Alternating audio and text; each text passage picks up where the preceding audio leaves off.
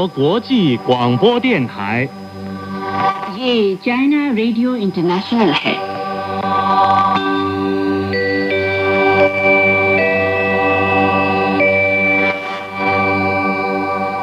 यह China radio international है। श्रोता दोस्तों, अब हमारा हिंदी कार्यक्रम आरंभ होता है। आज के इस कार्यक्रम में समाचारों के बाद स्वर्णिम चीन के रंग कार्यक्रम के तहत रेशम मार्ग तब और अब और चीनी उपन्यास पश्चिम की तीर्थ यात्रा प्रस्तुत किए जाएंगे। अंत में होगा रोजमर्रा की चीनी भाषा।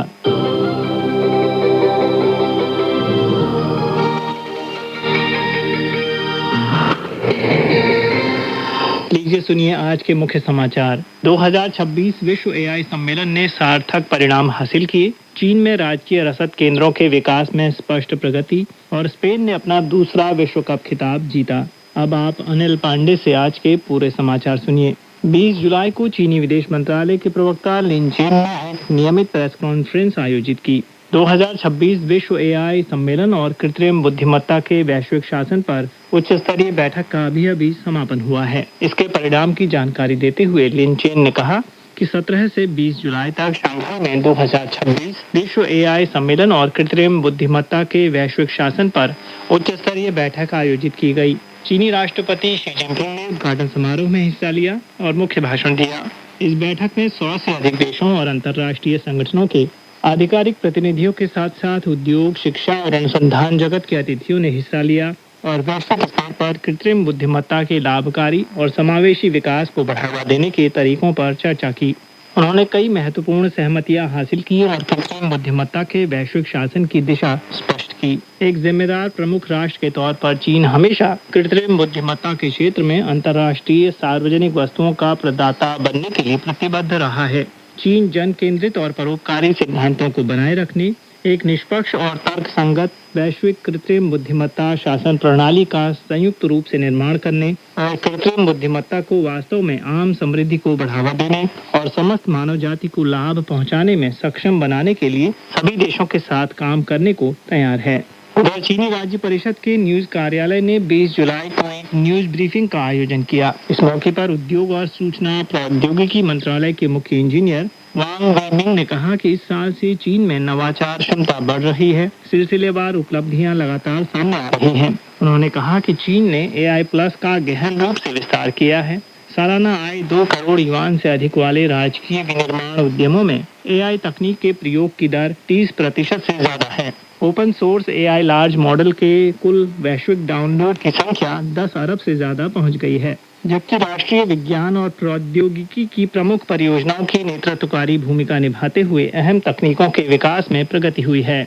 इसके साथ ही औद्योगिक ढांचे में सुधार हो रहा है। चीन ने 114 नए अनिवार्य राष्ट्रीय मानक और 1403 उद्योग मानक बनाए हैं।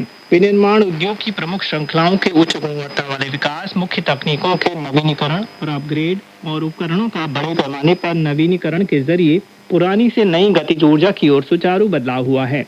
इससे औद्योगिक और आपूर्ति श्रृंखला का लचीलापन और सुरक्षा का स्तर उन्नत हुआ है। उधर चीन के उद्योग और सूचना प्रौद्योगिकी मंत्रालय द्वारा 20 जुलाई को जारी आंकड़ों के मुताबिक इस साल की पहली छमाही में चीन में कई ऐसे उद्योग हैं जिन्हें अंतर्राष्ट्रीय स्तर पर प्रतिस्पर्धात्मक लाभ हासिल है और वे तेजी से विस्तार कर रहे हैं और मजबूत हो रहे हैं। बुद्धिमान रोबोट के क्षेत्र में चीन में बने 4 पैरों वाले रोबोट की हिस्सेदारी ग्लोबल बिक्री में लगभग 70% है, जबकि पूरे ह्यूमनाइड रोबोट उत्पाद की किस्में 400 से ज्यादा हैं, जो दुनिया भर के कुल मॉडलों का आधे से ज्यादा हिस्सा है। इसके अलावा कृत्रिम बुद्धिमत्ता, सेमीकंडक्टर, नई ऊर्जा और बायोमेडिसिन जैसे क्षेत्रों में कई ग्लोबल यूनिकॉर्न कंपनियां उभरी हैं, जो अंतर्राष्ट्रीय मानकों और इंडस्ट्री गवर्नेंस के विकास में सक्रिय रूप से चीनी समाधान का योगदान दे रही हैं।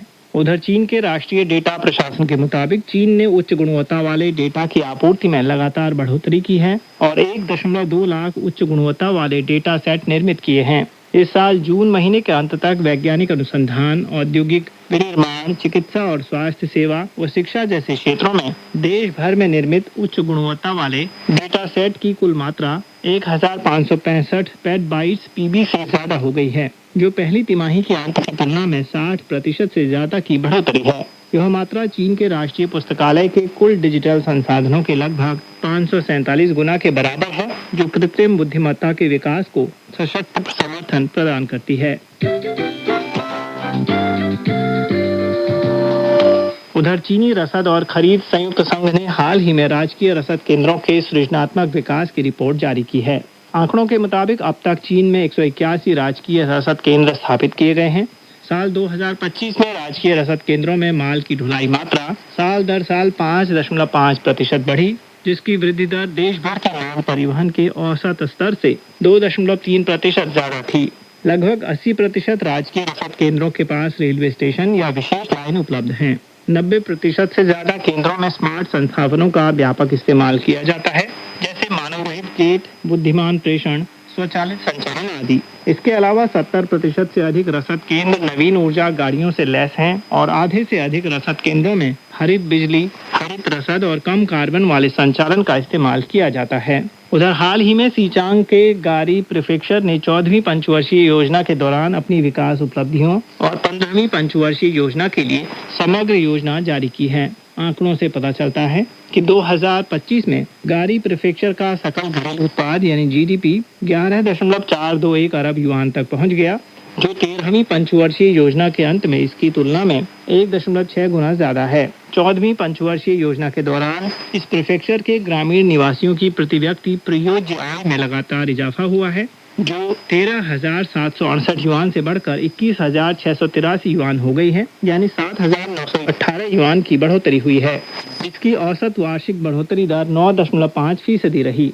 उधर 15वीं पंचवर्षीय योजना के दौरान इस प्रीफेक्चर के उत्तर पश्चिमी सीचांग में एक पारिस्थितिक संरक्षण क्षेत्र, दक्षिण एशिया के लिए एक महत्वपूर्ण केंद्र और पश्चिमी सीचांग में एक महत्वपूर्ण खनन और ऊर्जा आधार के तौर पर अपनी विकास स्थिति पर ध्यान केंद्रित करेगा और तिब्बती पठार के पश्चिमी मोती के निर्माण को बढ़ावा देगा। उधर गारी प्रीफेक्चर का सकल घरेलू उत्पाद यानी जीडीपी साल 2025 में 11.421 अरब युआन तक पहुंच गया, जो पिछले साल में की तुलना में 6.6% की बढ़ोतरी है। गारी प्रीफेक्चर ने कुल 45 सुंदर गांवों का निर्माण पूरा किया है और 78 गांवों में जीवन स्तर में सुधार हुआ है और बिजली ग्रिड कवरेज दर बढ़कर 97.5 हो गई है। गारी प्रीफेक्चर में दूसरा हवाई प्रवेश द्वार के नाम से मशहूर पुरंग हवाई अड्डे का संचालन हुआ है और खुनशा से चंगडू तियानफू हवाई अड्डे के लिए सीधी उड़ान मार्ग आधिकारिक तौर पर शुरू हो गया है, जिससे तिब्बती पठार और देश के अन्य हिस्सों के बीच यात्रा का समय कई दिनों से घटकर कुछ घंटों तक रह गया है। उधर 19 जुलाई को हुए 2026 फीफा विश्व कप के फाइनल में स्पेन ने अर्जेंटीना को अतिरिक्त समय में फेरान टोरेस के गोल की बदौलत 1-0 से हराकर अपना दूसरा विश्व कप खिताब जीत लिया। फ्रांस के किलियन एम्बापे ने 10 गोल के साथ गोल्डन बूट जीता है। स्पेन ने इससे पहले साल 2008 और 2010 में क्रमशः यूरोपियन चैंपियनशिप और विश्व कप जीता था। इस बार उन्होंने 2024 यूरोपीय चैंपियनशिप और 2026 फीफा विश्व कप दोनों जीतकर लगातार दूसरी बार खिताब अपने नाम किया है। इस जीत के साथ ही स्पेन लगातार 38 मैचों में नियमित समय में अपराजित रहा है, जिससे उसने किसी भी यूरोपीय टीम द्वारा सबसे लंबे समय तक अपराजित रहने का रिकॉर्ड तोड़ दिया है। इस टूर्नामेंट में स्पेन के खिलाफ केवल एक ही गोल किया गया, जिससे उन्होंने एक ही टूर्नामेंट में विश्व कप चैंपियन टीम द्वारा खाए गए सबसे कम गोलों का भी नया रिकॉर्ड बनाया है। चूंकि लियोनेल मेसी, जिन्होंने 8 गोल किए थे, इस फाइनल में गोल करने में असफल रहे, इसीलिए एम्बापे ने अंततः 10 गोलों के साथ इस विश्व कप का गोल्डन बूट जीता है। स्पेन के रोड्रिगो वेल को गोल्डन बॉल हासिल हुई। उधर साल 2026 जापान ओपन बैडमिंटन चैंपियनशिप 19 जुलाई को टोक्यो में संपन्न हुई। इस चैंपियनशिप में चीनी टीम ने 1 स्वर्ण 1 रजत हासिल किया। चीनी जोड़ी फंग येनचिए और हुआंग तंगकिंग ने मिश्रित वर्ग का खिताब जीता, जबकि चीनी जोड़ी च्या यीफान और च्यांग शुशेन ने महिला डबल्स का रजत पदक हासिल किया। मिश्रित वर्ग के फाइनल में पहली वरीयता प्राप्त चीनी जोड़ी ने 21-14, 14-21 और 21-15 से चीनी हांगकांग की जोड़ी को हराया था। वहीं महिला एकल के फाइनल में भारतीय खिलाड़ी पीवी सिंधु ने 21-17, 21-17 से जापानी खिलाड़ी यामागुची अकाने को हराकर स्वर्ण पदक अपने नाम किया। वहीं पुरुष एकल फाइनल में फ्रांस के खिलाड़ी क्रिस्टो पोपोव ने जापानी खिलाड़ी को हराकर स्वर्ण पदक जीता है। वहीं पुरुषों के डबल्स के फाइनल में इंडोनेशियाई टीम ने पहला स्थान हासिल किया।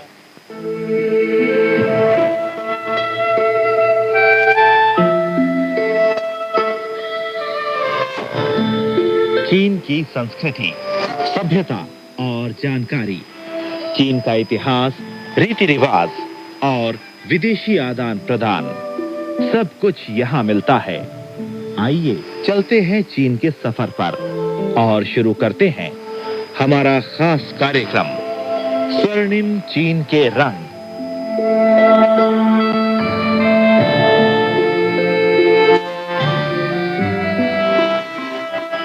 नमस्कार श्रोता मित्रों, स्वर्णिम चीन के रंग कार्यक्रम में मैं पंकज श्रीवास्तव आप सभी का स्वागत करता हूं। आज के इस कार्यक्रम में हम चीनी लेखक छे मुछी द्वारा लिखित रेशम मार्ग तब और अब शीर्षक किताब की कड़ी प्रस्तुत करेंगे। अपने वायदे के मुताबिक हम आज फिर एक नई कड़ी के साथ आपके सामने उपस्थित हैं। कड़ी का नाम है ईद उल फितर।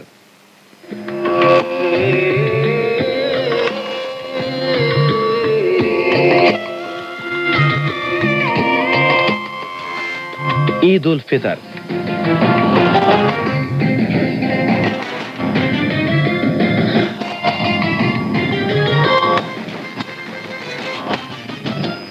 तुर्पान काउंटी से पश्चिम में 70 किलोमीटर का रास्ता तय कर हम बेसिन के पश्चिमी सीमा पर स्थित थोक्सुन काउंटी पहुंचे। यहां से राजमार्ग उत्तर में उरुमुची, दक्षिण में कोरला, पूर्व में तुर्पान और पश्चिम में आलाकाओ तक जाते हैं। सड़कों पर उत्तरी, दक्षिणी और पूर्वी शिनचांग के बीच आने जाने वाली बसों और ट्रकों का तांता लगा रहता है। दरअसल ये एक यातायात जंक्शन है। पायांग नदी और आलाकाओ नदी, जिनका उद्गम थिएनशान पर्वतमाला है, थोक्सुन में जाकर मिलती हैं और बेसिन के तल में स्थित एतिंगखोल झील में जा गिरती है। स्थानीय लोगों ने इस प्राकृतिक स्थिति का फायदा उठाकर मनोहर थोक्सुन नखलिस्तान का निर्माण किया। शहर में प्रवेश करने से पहले हमारी गाड़ी राजमार्ग से थोड़ी दूर एक उइगर गांव में दाखिल हुई। ये दिन ईद उल फितर का दिन था। गांववासी बड़ी धूमधाम के साथ इस इस्लामी त्योहार की खुशियां मना रहे थे। बच्चे अपने अपने घरों के सामने मस्ती से खेल रहे थे। युवक युवतियां नई नई पोशाकें पहने साइकिलों पर सवार नाटक देखने या खरीद फरोख्त के लिए शहर की तरफ जा रहे थे। हम इत्मीनान से एक घर में आए और देखा कि एक वृद्ध दंपत्ति मेज पर मजे से चाय पी रहे हैं और केक खा रहे हैं। प्लेट में तरह तरह के स्वादिष्ट व्यंजन पड़े हैं। मेज के पास एक बिल्ली आराम से बैठी थी। बुढ़िया बार बार उसे खिला रही थी। कैसी शांत झलक थी ये इस गांव की। हम एक और घर में गए। स्वामिनी अपनी बेटी को सजा रही थी। छोटी लड़की ने अभी अभी बाल धुलवाए थे। लंबे लंबे चमकीले बाल उसकी पीठ पर फैल गए थे। हम अजनबियों को देखकर वो तुरंत अपनी माँ की गोद में जा छिपी। माँ ने बेटी की पीठ थपथपाई और हम लोगों से मुस्कुराते हुए चाय पीने को कहा। अफसोस की बात कि हम उइगर भाषा नहीं जानते थे। हमने इशारे से ईद की मुबारकबाद दी। उनके आग्रह पर हमने कुछ भुने पकवान चखे। ईद उल फितर परंपरागत इस्लामी त्योहार है। एक महीने तक रोजा रखने के बाद ये त्योहार मनाया जाता है। रोजे के दौरान दिन में खाने की मनाही है। यहाँ तक कि पानी की एक बूंद भी मुंह में नहीं डाली जानी चाहिए। केवल सूर्योदय होने से पहले या सूर्यास्त होने के बाद ही खाना खाया जा सकता है। ईद उल फितर में घर घर में स्वादिष्ट व्यंजन तैयार किए जाते हैं। ये त्योहार आमतौर पर 3 दिनों तक मनाया जाता है। जिस तरह धूमधाम के साथ हान जाति के लोग बसंत त्योहार मनाया करते हैं, उसी तरह उइगर लोग ईद उल फितर मनाते हैं।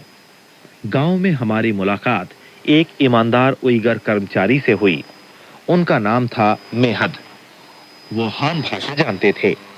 वो उत्साह के साथ हमें अपने घर ले गए। वो शेनफंग कम्यून के नंबर 4 उत्पादक ब्रिगेड के प्रधान हैं।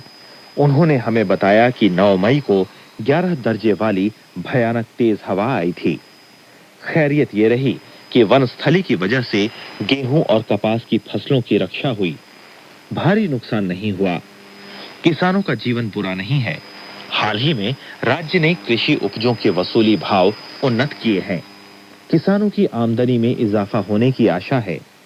इस वर्ष के पूर्वार्ध में उन अच्छी आमदनी वाले उत्पादक ब्रिगेडों के हर सदस्य का दैनिक श्रम मूल्य 2 युआन था।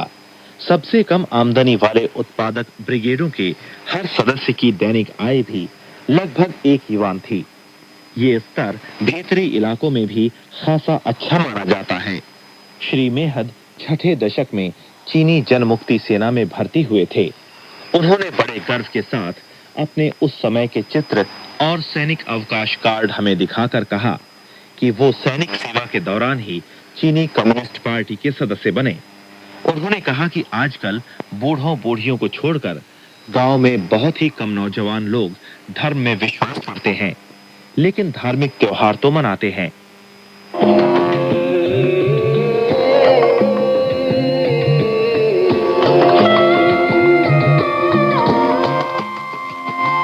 उइगरों के पूर्वज।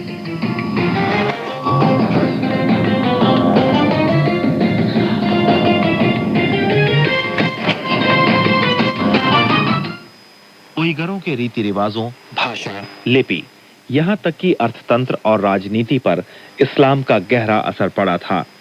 भीतरी इलाकों में रहने वाले हुई जाति के मुकाबले ये असर काफी ज्यादा स्पष्ट दिखाई देता है।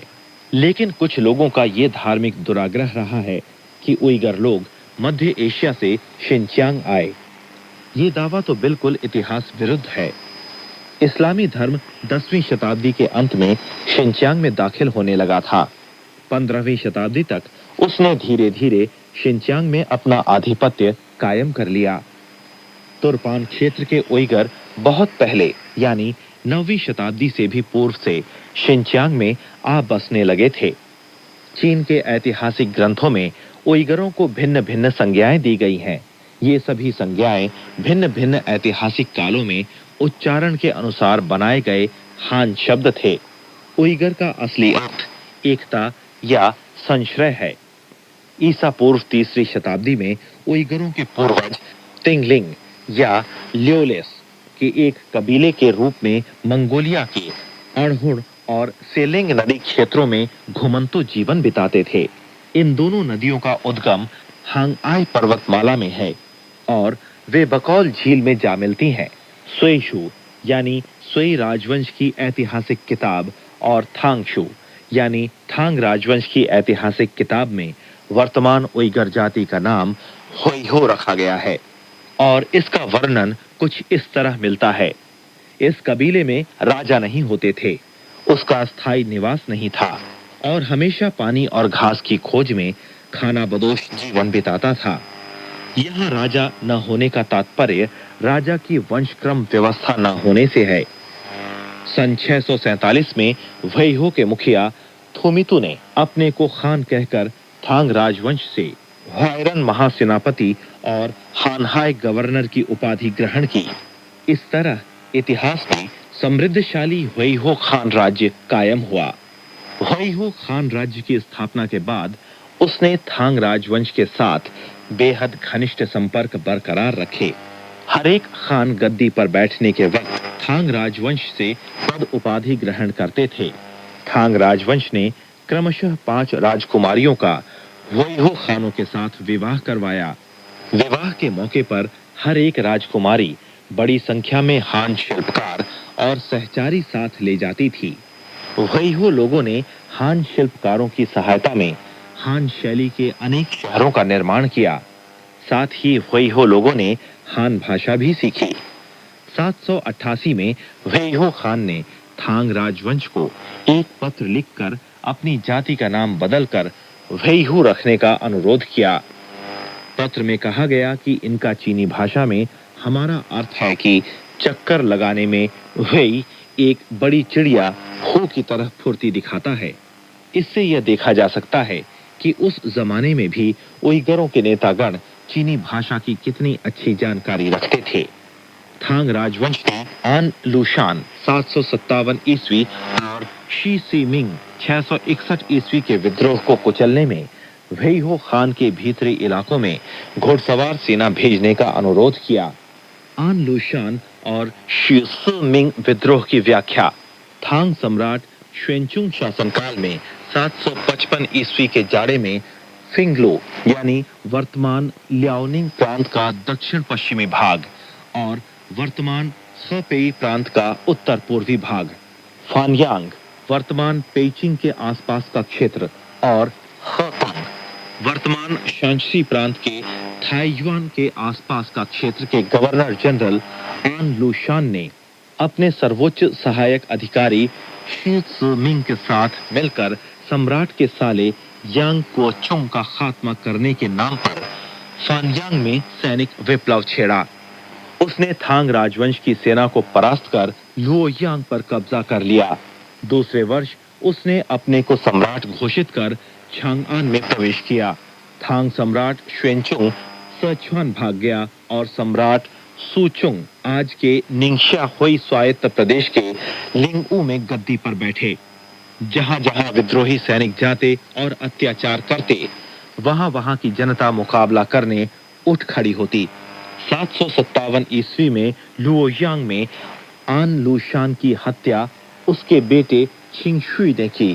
थांग राजवंश के सेनापति कोत्सुई ने छांगआन और लुओयांग को फिर अपने हाथों में ले लिया। छिंगशुई विवश होकर ये चुन आज के खनान प्रांत का आनयांग में हट गया। 759 ईस्वी में आन लूशान के सहायक अधिकारी शी त्सुमिंग ने छिंगशुई की हत्या की।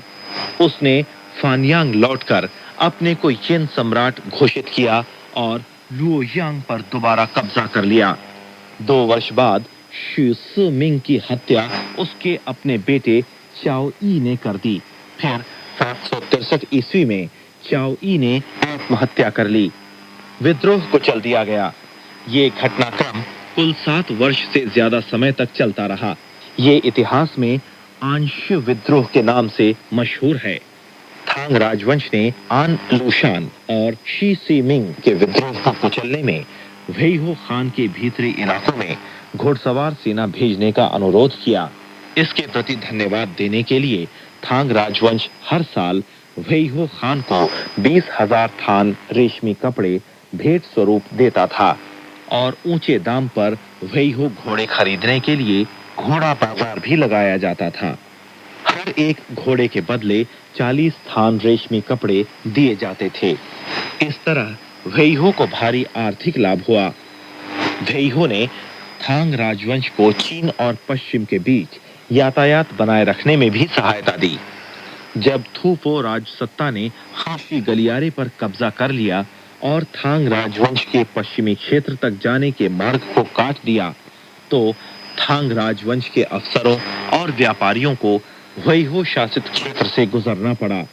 व्यापार करने में निपुण चाओ नौ राज्य के लोगों की सहायता में वेइहो ने पूर्व पश्चिम व्यापार में पुल की भूमिका अदा की थी।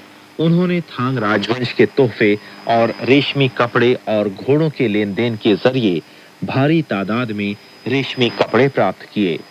वेइहो लोगों ने अपने इस्तेमाल के अलावा काफी बड़ी मात्रा में इन चीजों का पश्चिमी क्षेत्र में भी निर्यात किया। 8वीं शताब्दी के अंतिम काल में वेइहो खान राज्य का पतन शुरू हुआ। 9वीं शताब्दी के दौरान वेइहो खान राज्य में अंदरूनी खींचातानी शुरू हो गई।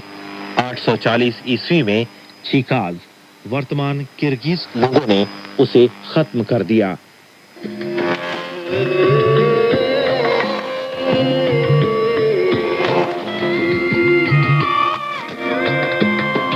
वेइहो लोगों का पश्चिम में स्थानांतरण।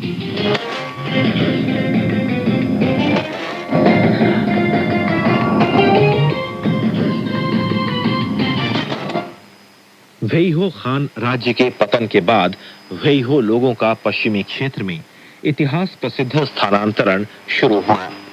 उनका एक भाग खशी गलियारे में जा बसा। वो इतिहास में कांचाओ वेइहू के नाम से प्रसिद्ध हुआ। अन्य एक भाग शिनचांग में मुख्य रूप से थिएनशान पर्वतमाला के दक्षिण में जा बसा।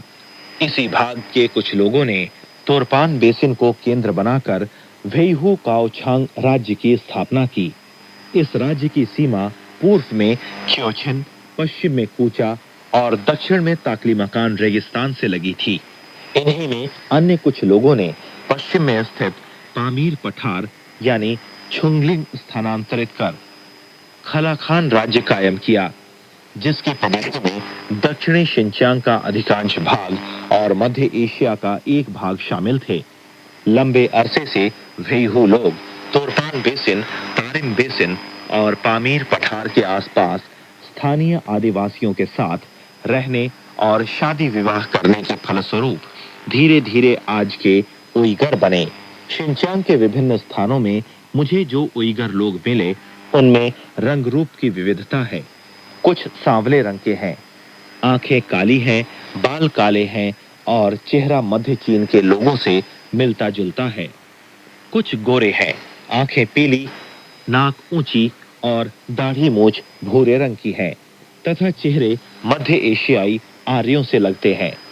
इतिहासकारों का विचार है कि दक्षिणी शिनचांग के तारिम बेसिन के प्राचीन निवासियों की स्थिति अत्यंत पेचीदा रही थी।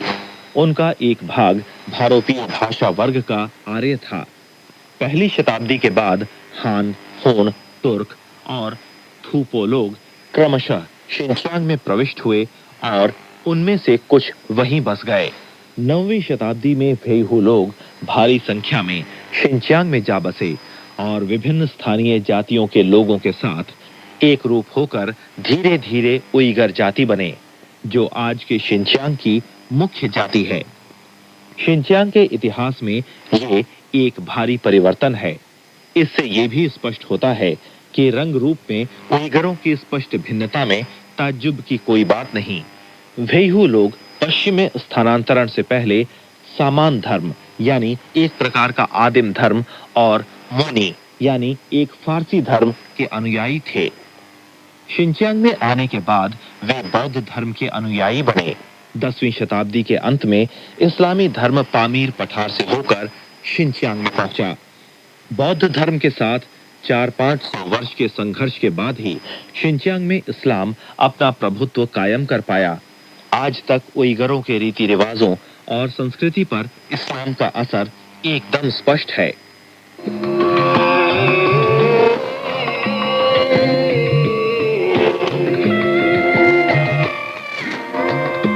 तारिम बेसिन जाने वाले दो रास्ते।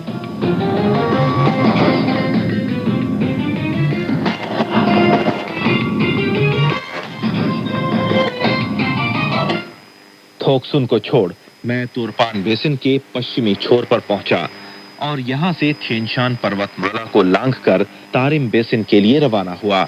थोकसुन से तारिम बेसिन की ओर जाने के दो रास्ते हैं।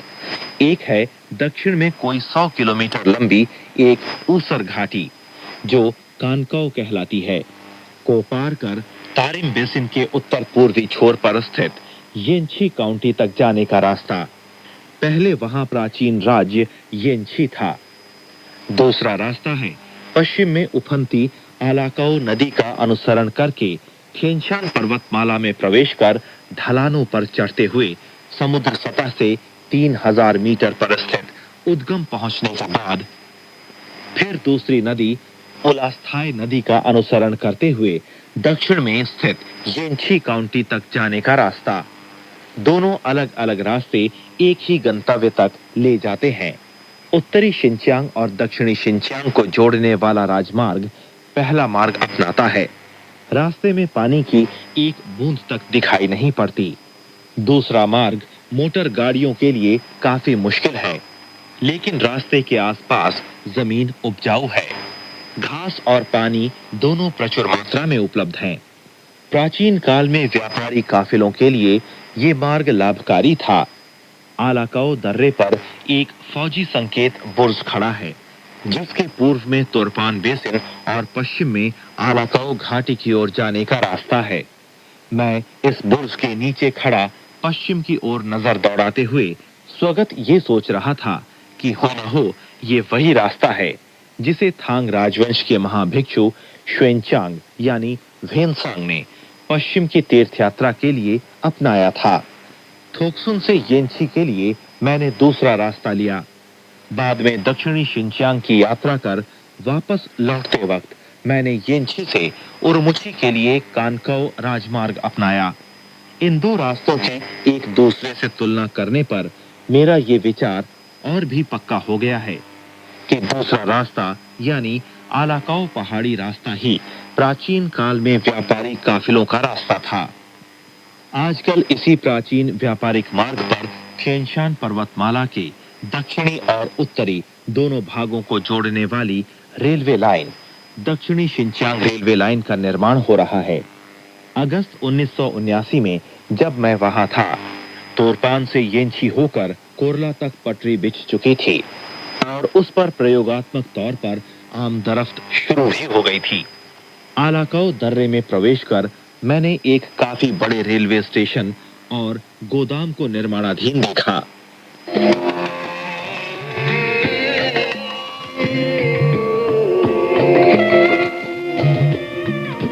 थिएनशान पर्वतमाला के पार जाने वाली रेलवे लाइन।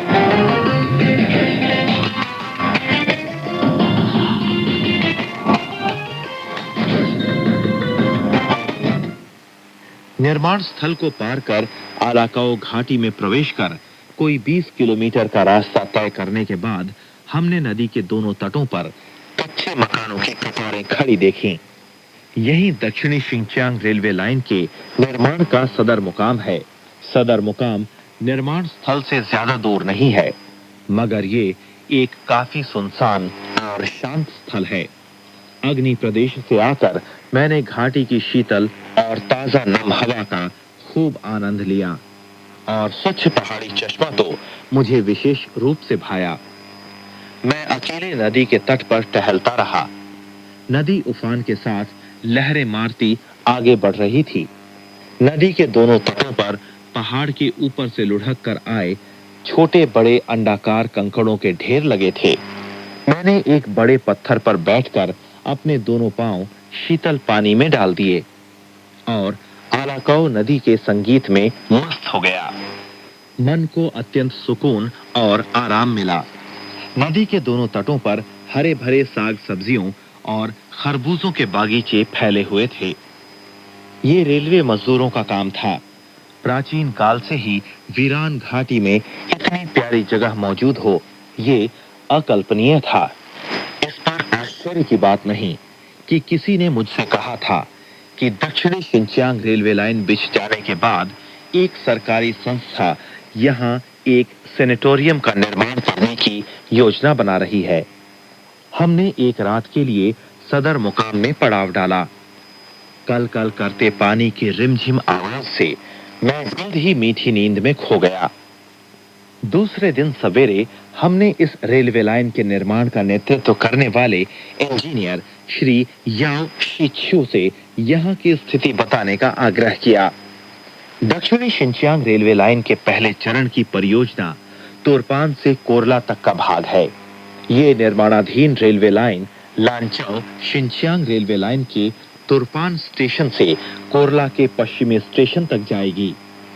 कुल लंबाई होगी 476 किलोमीटर। रेलवे लाइन के इस भाग की विशेषता ये है कि रेलवे लाइन नीचे बेसिन से ढलानों पर चढ़ती पहाड़ पर पहुंचकर फिर पहाड़ की चोटी से नीचे मैदान में उतरती है। रेलवे लाइन का सबसे निचला स्थान समुद्र सतह से 520 मीटर और सबसे ऊंचा स्थान समुद्र सतह से 3000 मीटर पर स्थित है। इसलिए ये रेलवे एक सर्पीले उतार चढ़ाव वाली रेलवे लाइन है। दूसरी विशेषता ये है कि आलाकाओ और उलास्थाई घाटियों जिनसे ये रेलवे लाइन गुजरती है कि भूतत्वीय स्थितियां पेचीदा हैं। प्रतिकूल भूतल से बचने के लिए रेलवे लाइन को आलाकाओ घाटी को 11 बार और उलास्थाई घाटी को 25 बार लांघना पड़ता है। इसलिए पूरी लाइन पर बड़े और मध्यम आकार के पुलों की संख्या काफी है। कुल लंबाई 17 किलोमीटर है। तीसरी विशेषता ये है कि रेलवे लाइन का आधा भाग पर्वतमाला में ही चक्कर लगाता गुजरता है।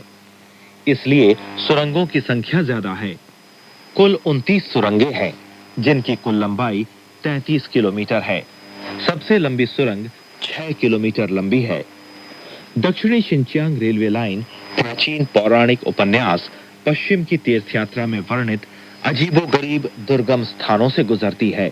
मैंने इंजीनियर याओ शिच्यू से कहा, आप लोग उस मार्ग पर जिस पर थांग राजवंश के महाभिक्षु श्वेनचांग यानी वेमसोंग बौद्ध ग्रंथों की प्राप्ति के लिए तीर्थ यात्रा पर जा रहे थे, एक रेलवे लाइन बिछा रहे हैं।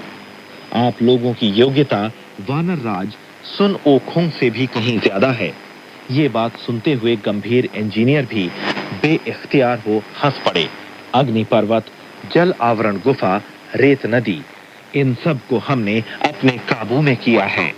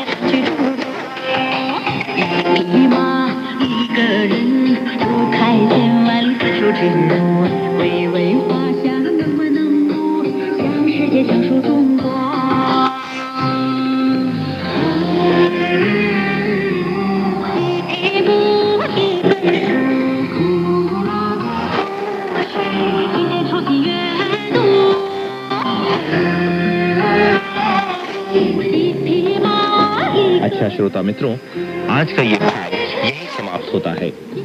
अपने मित्र पंकज श्रीवास्तव को आज्ञा दीजिए। अगली बार हम एक नए अध्याय के साथ आपके सामने फिर लौटेंगे। तब तक के लिए नमस्कार।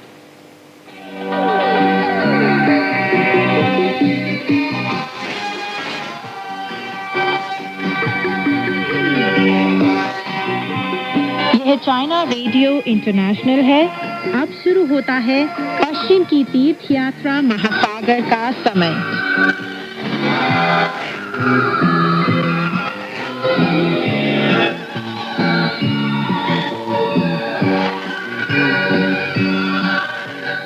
नमस्कार दोस्तों, पश्चिम की तीर्थ यात्रा सुप्रसिद्ध चीनी उपन्यास लेकर हाजिर हूँ मैं मैत्री शर्मा। आज की कहानी इस प्रकार है।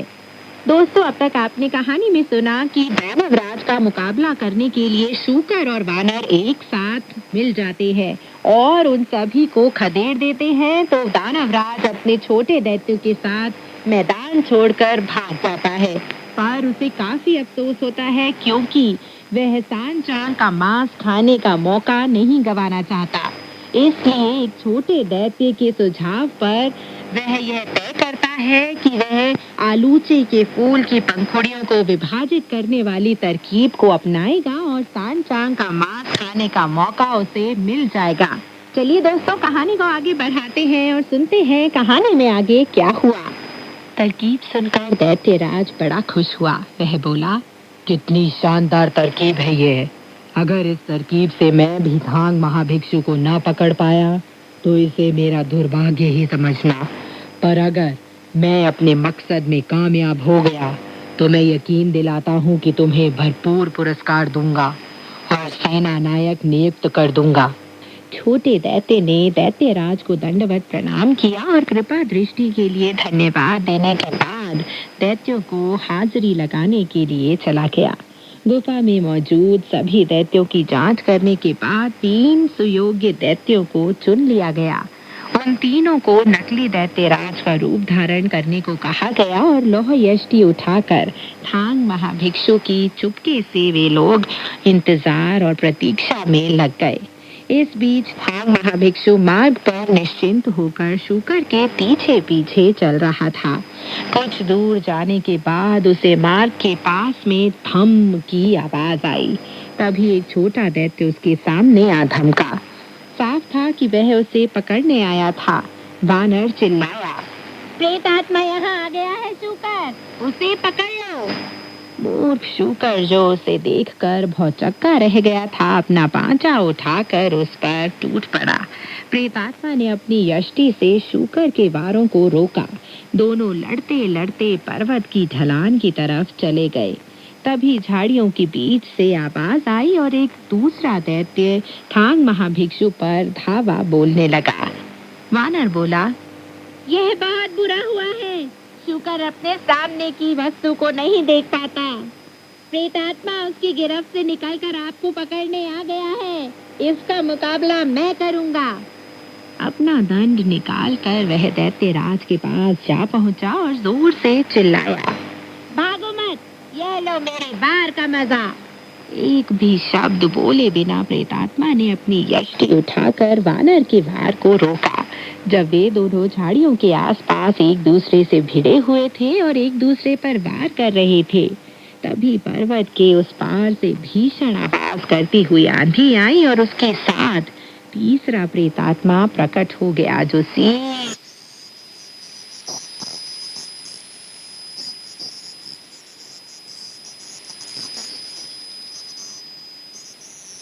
भैया दोनों ही अपने सामने की वस्तु को देखने में असमर्थ लगते हैं। प्रेतात्मा उनकी गिरफ्त से निकलकर आपको पकड़ने आ पहुंचा है। आप घोड़े पर बैठे रहिए, मैं इसका मुकाबला करता हूँ। भिक्षु प्रेतात्मा भी उसके भुलावे में आ गया। अपना दंड घुमाते हुए उसने प्रेतात्मा की लौह यष्टि के वारों को रोका। दोनों के बीच घमासान युद्ध होने लगा। चीखते चिल्लाते हुए दोनों लड़ते लड़ते महाभिक्षु से दूर होते गए। जब आसमान से दैत्यराज ने यह देखा कि थांग महाभिक्षु घोड़े पर अकेला रह गया है, तो उसने उसे अपने 5 शिकंजों वाले फौलादी कांटे में फंसाकर ऊपर खींच लिया। घोड़ा, काठी और रकाब नीचे ही रह गए और प्रेतात्मा उसे आंधी के साथ उड़ा ले गया। आंधी को जमीन पर उतारने के बाद दैत्यराज थांग महाभिक्षु को अपनी गुफा में ले गया और जोर से चिल्लाया, हिरावल दस्ते के सेना नायक। जिस छोटे दैत्य ने दैत्यराज को ये तरकीब सुझाई थी, वह सामने आया और झुककर बोला, महाराज, मैं इस पद के योग्य नहीं हूँ। दैत्यराज ने कहा, तुम यह कैसे कह सकते हो? प्रधान सेनापति अपने वचन का ईमानदारी से जरूर पालन करते हैं। मैंने पहले कहा था कि अगर मैं थांग महाभिक्षु को न पकड़ पाया तो इसे मेरा दुर्भाग्य ही समझना चाहिए, पर अगर मैं अपने मकसद में कामयाब हो गया तो तुम्हें अपने हिरावल दस्ते का सेना नायक नियुक्त कर दूंगा। आज तुम्हारी शानदार तरकीब सफल हो गई है, इसलिए इस बात की कोई वजह नहीं है कि तुमसे किया गया वादा पूरा ना करूं। थांग महाभिक्षु को यहाँ ले आओ और सेवकों से कहो कि वे पानी ले आए, खाना पकाने का बर्तन साफ करें, कुछ ईंधन की लकड़ी ले आए और आग सुलगा दे। जब वह भाप में पककर तैयार हो जाएगा तो तुम और मैं उसके गोश्त का एक एक टुकड़ा खाकर अमर हो जाएंगे। हिरावल दस्ते के सेना नायक ने जवाब दिया, उसे अभी नहीं खाना चाहिए। दानाबाज ने पूछा, ऐसा क्यों? आखिर हम उसे बंदी बना चुके हैं। हिरावल दस्ते के सेना नायक ने कहा, महाराज, अगर आप उसे खा जाएंगे तो हमें चौपाची और भिक्षु प्रेतात्मा की चिंता करने की जरूरत नहीं पड़ेगी। पर मुझे चिंता नवदीक्षित सुन की है। वह सचमुच बहुत खूंखार हो जाएगा। अगर उसे पता चल गया कि हम थांग महाभिक्षु को खा चुके हैं तो वह हमसे लड़ने के लिए सीधा नहीं आएगा। वह अपना लौह दंड पर्वत के पार्श्व में घुसेड़कर इतना बड़ा छेद कर देगा कि पूरा का पूरा पर्वत ही ढह जाएगा। इससे तो हम लोग बेघर हो जाएंगे। दैत्यराज ने पूछा, इससे बचने का उपाय क्या हो सकता है हिरावल दस्ते के सेना नायक? सेना नायक बोला, मेरा विचार है हमें थांग महाभिक्षु को पिछवाड़े के उद्यान में भेज देना चाहिए। उसे एक पेड़ से बांध देना चाहिए और 2-3 दिन तक भूखा रखना चाहिए। इस तरह एक तरफ उसकी अंदर से शुद्धि हो जाएगी और दूसरी तरफ अगर इन 2-3 दिनों में उसके शिष्य उसे खोजते हुए यहाँ नहीं पहुँच पाए और हमें यह मालूम हो जाए कि वे लोग घर लौट गए हैं, तो हम थांग महाभिक्षु को यहाँ ला सकते हैं और अपनी सुविधा अनुसार उसे खा भी सकते हैं। यह बेहतर होगा। क्यों, आपकी क्या राय है? वरिष्ठ दानव ने हंसते हुए कहा, हाँ, यह बेहतर होगा। हिरावल दस्ते के सेना नायक, तुम बिल्कुल ठीक कह रहे हो। आदेश जारी कर दिया गया और थांग महाभिक्षु को पीछे के उद्यान में ले जाकर एक पेड़ से बांध दिया गया। फिर सभी छोटे दैत्य गुफा के सामने के भाग में पहुंचकर पहरा देने लगे। श्रद्धेय धर्माध्यक्ष की दुर्दशा तो देखिए। उसे रस्सी से जोर से बांध दिया गया और उसकी आंखों से आंसू बहने लगे जिसे वह रोक नहीं पा रहा था। उसने पुकारा, शिष्यों, तुम उन दैत्यों का पीछा करते हुए पर्वत पर कहाँ चले गए हो? मुझे एक दुष्ट राक्षस ने बंदी बना लिया है और मैं तबाह होने जा रहा हूँ। तुमसे मेरी मुलाकात न जाने कब हो सकेगी।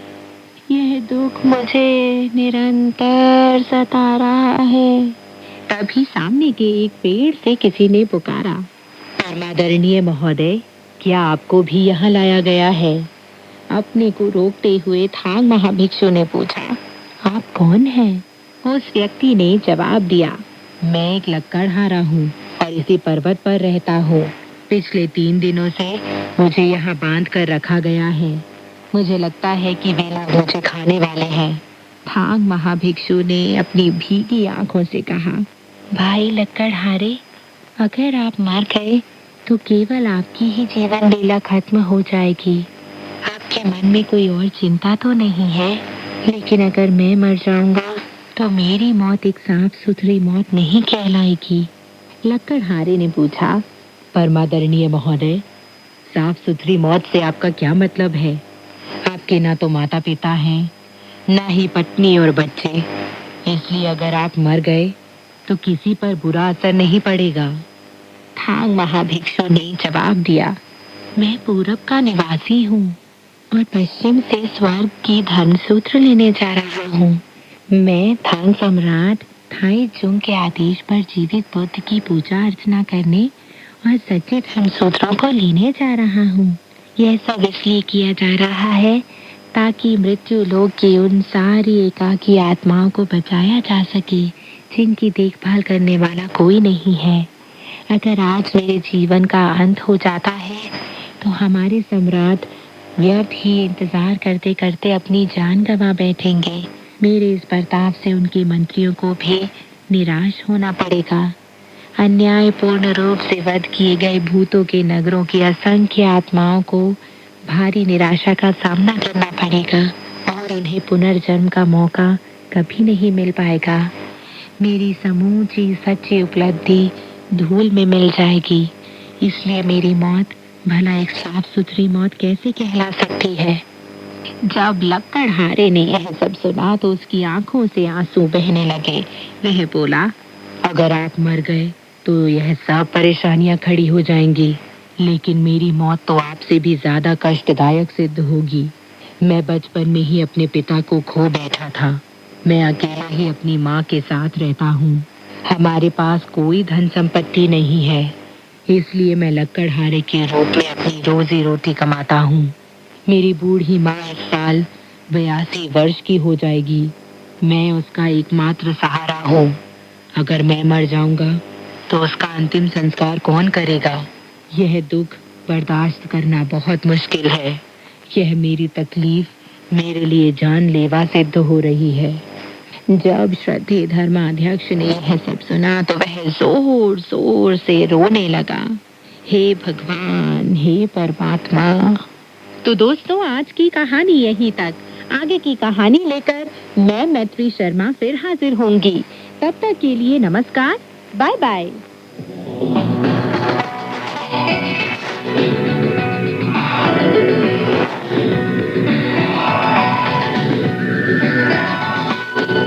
用你的母语学汉语，每日汉语。 मातृभाषा में चीनी सीखें रोजमर्रा की चीनी भाषा। 用你的母语学汉语，每日汉语。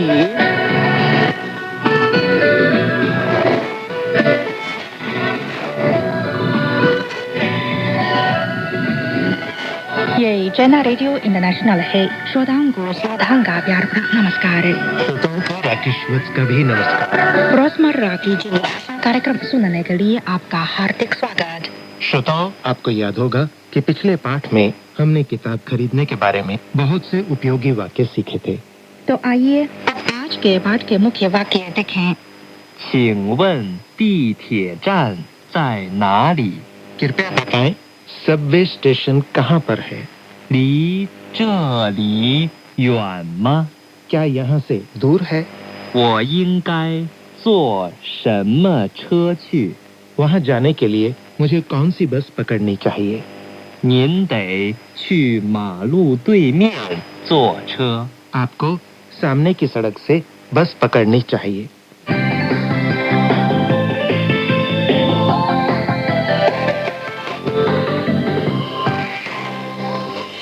बीजिंग आए हुए कई साल हो गए हैं, पर अक्सर रास्ता भूल जाता हूँ और दिशा भ्रम हो जाता है।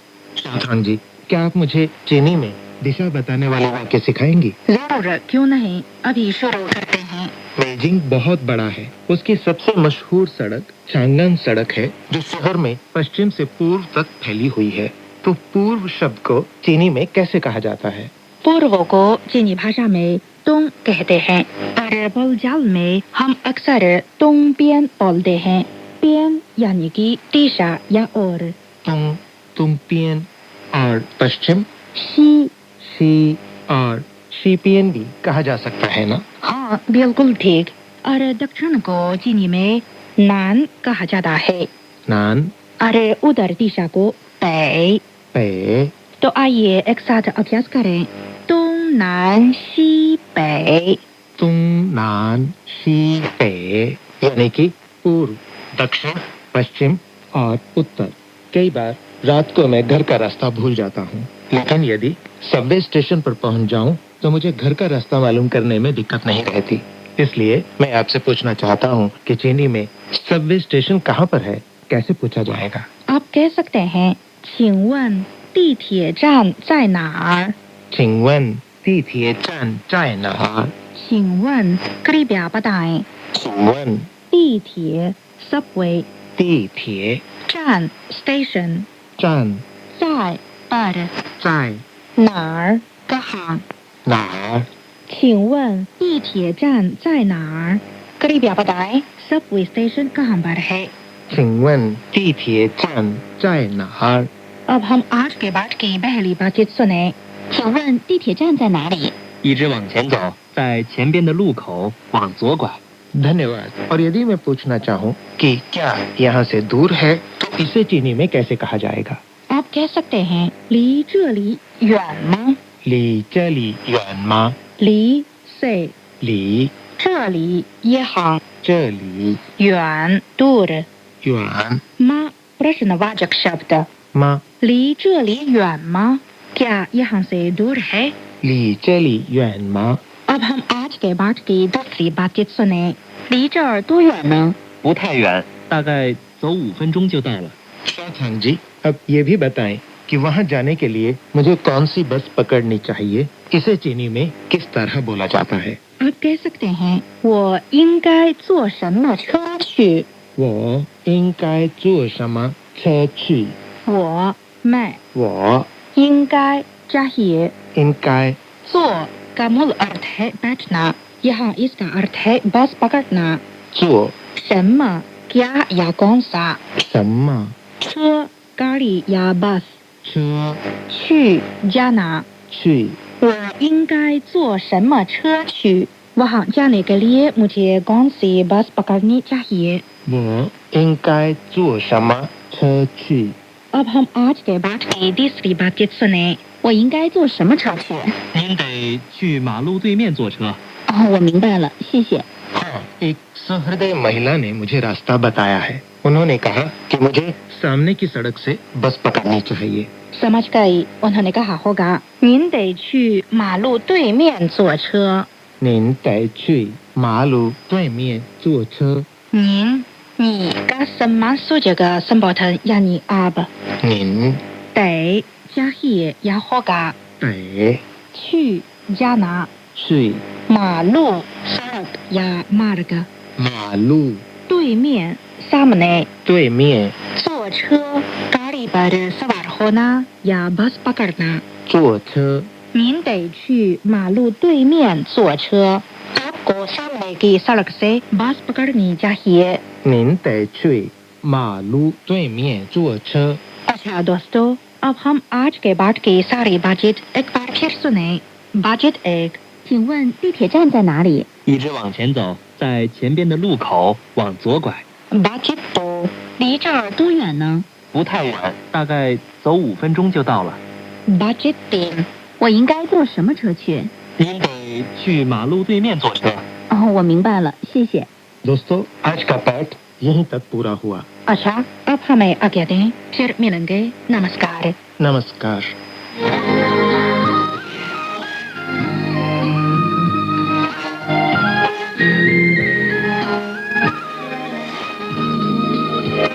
सीजीटीएन हिंदी सेवा रोजाना 5 कार्यक्रम प्रसारित करती है।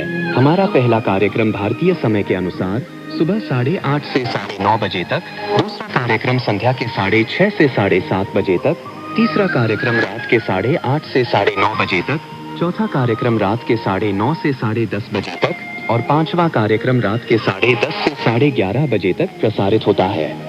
कार्यक्रमों के मीटर बैंड इस प्रकार है: सुबह 8:30 से 9:30 बजे 13,720 किलोहर्ट्ज, शाम 6:30 से 7:30 बजे 9,635 किलोहर्ट्ज, रात 8:30 से 9:30 बजे तक 7,225 किलोहर्ट्ज, रात 9:30 से 10:30 बजे 7,395 किलोहर्ट्ज, रात 10:30 से 11:30 बजे 1,269 किलोहर्ट्ज।